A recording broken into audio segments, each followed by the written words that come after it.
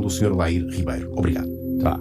Eu acho que o açúcar que vem aumentando o consumo nos últimos 100 anos é responsável por muita coisa, não é só por diabetes. É responsável, inclusive, por doenças cardiovasculares, é responsável pela hipertensão arterial na maioria das vezes, porque o açúcar, ele provoca no corpo uma coisa chamada resistência insulínica. E mesmo que a pessoa não seja diabética, dentro dos parâmetros da medicina, porque dentro dos parâmetros médicos, diabético é aquele que tem a glicose aumentada. Mas no nosso conceito que nós seguimos, uma pessoa pode ter a glicose normal, mas ela tem uma resistência insulínica, e mesmo que ela nunca foi diabética, ela pode sofrer as consequências de uma doença diabética. E quais são as consequências de uma resistência insulínica? As mais variadas, desde a pressão alta até o próprio câncer. Tá? As pessoas que têm amputações, pessoas que têm que fazer hemodiálise, se você for num departamento de hemodiálise, você está cheio de gente lá que os rins não funcionam mais. Isso não acontece da noite para o dia, isso é um processo de vida. Eles desenvolvem a resistência insulínica, ninguém faz o diagnóstico, porque nós médicos estamos preocupados só com a glicemia, que é a quantidade de açúcar no sangue. Não estamos preocupados com a quantidade de insulina. Então o indivíduo pode ter a glicose normal, mas ter a insulina elevada, principalmente se você faz testes, porque é igual uma prova de esforço, você sabe que um paciente pode não apresentar nada. Eu coloco ele numa esteira ergométrica e ponho ele para correr, e aí eu detecto que ele tem problema no coração. Fiz um teste ergométrico. Nós podemos fazer o teste também do seguinte modo: a gente dá para o paciente 75 gramas de açúcar em 300 ml de água. E aí é como se tivesse colocado o pâncreas dele numa esteira ergométrica. Nós agora vamos testar o que está acontecendo e fazer não só a curva da glicemia, da glicose, mas também fazer a curva da insulina.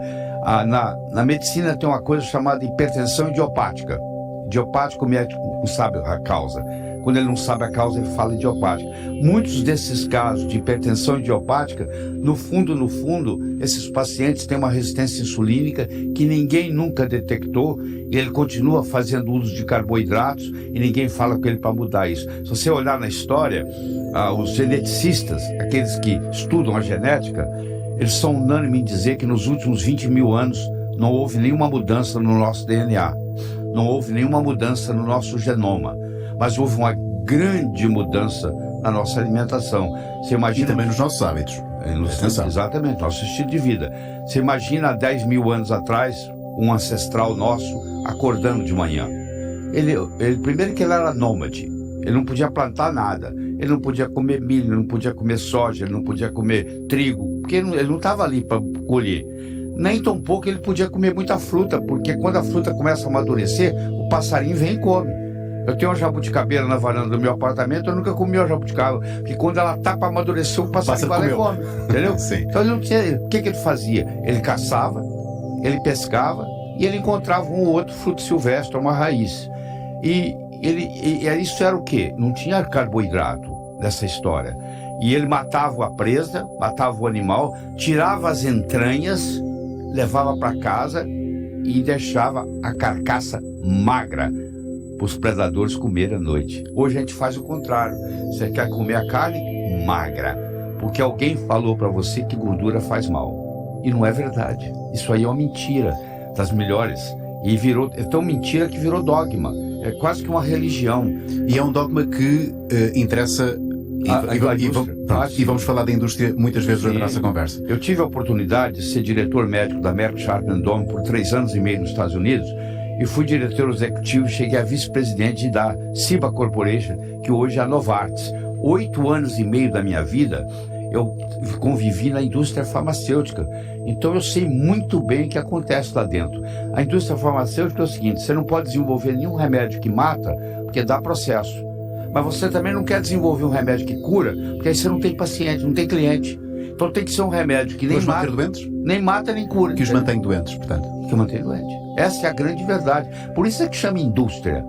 Ela está preocupada com a saúde. Ela está preocupada em dar o acionista que comprou a ação dela ganhar dinheiro. Oi, Lair, nós temos aqui tantos assuntos para conversar. Deixa-me só fechar aqui esta questão do açúcar, sem perdermos aqui este raciocínio.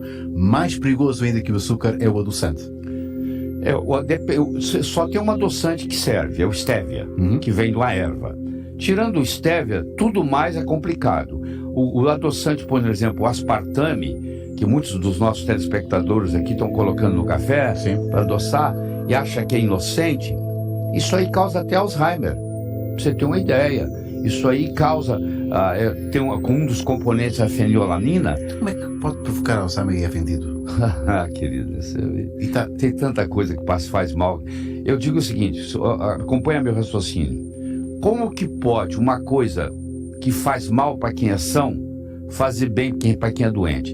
Se você pegar o remédio do seu pai, que seu pai toma, e você tomar exatamente o que seu pai toma, daqui um mês eu voltar aqui, você está doente. Como é que pode uma coisa que faz mal para quem é são, fazer bem para quem é doente? Deixa eu explicar para você como é que é feita a patente da indústria farmacêutica. A patente da indústria farmacêutica, ela dura 17 anos. Se eu tiver a patente de uma molécula, ela é minha, com exclusividade, por 17 anos. Só que escala mundial. Escala mundial. Para eu ser dono dessa molécula e eles me darem a patente, eu tenho que provar para as autoridades que esta molécula não existe no planeta Terra. Não se pode patentear nada que a natureza fabrique. Você não pode patentear oxigênio, você não pode patentear zinco, você não pode patentear ômega 3, você não pode patentear nada que a natureza produza. Que é de todos, claro. Tá. Então, você tem que desenvolver uma molécula que não exista. Essa molécula, no meu modo de ver, eu vou chamá-la de ET. Ela é um ET. É um extraterrestre. Se ela não é um extraterrestre, ela não existe. Então você coloca aquele remédio na boca, aquele ET na boca, e o seu organismo fala assim: o que eu faço com isso? Eu não conheço essa molécula. Então ele fala assim: sabe o que eu vou fazer? Eu vou eliminá-la. E no processo de eliminação começam a ser efeitos colaterais. Eu desafio qualquer um que está nos escutando, nos assistindo, para você pegar qualquer remédio e abrir a bula dele. Vai ter 4, 5, 6 vezes mais texto para os efeitos colaterais do que para a indicação do próprio remédio. Você entendeu? Então, nós, na Faculdade de Medicina, sofremos uma lavagem cerebral de 6 anos que a gente tem que usar remédio. Remédio não cura nada, remédio remedia. Deixa-me fazer uma provocação. Qual foi o último remédio que tomou? Nunca tomei remédio, querido. Eu nunca não, um remédio na vida. O único remédio que eu recomendo, é o alopurinol, para quem tem o ácido úrico elevado. É o único que tem tranquilidade de trabalho. Eu nunca tomei, nunca receitei, nunca recomendei. Isto é... Faltam aqui as palavras. Isso aqui, ó. Isso é chocante, é o mínimo que eu posso dizer. Ter um médico formado. Eu tenho 149 trabalhos científicos publicados em revistas médicas americanas indexadas. Eu lecionei medicina, inclusive em Portugal, em 22 países como professor convidado. Tá? Então eu levo a coisa muito a sério. Eu estudo 8 a 10 horas por dia, todos os dias. Eu começo a estudar às 6 horas da manhã e paro muitas vezes 6, 7 da tarde quando eu vou fazer ginástica, que eu faço todos os dias, atividade física. É o segredo do seu bom aspecto. Tenho 74 anos. 74 anos.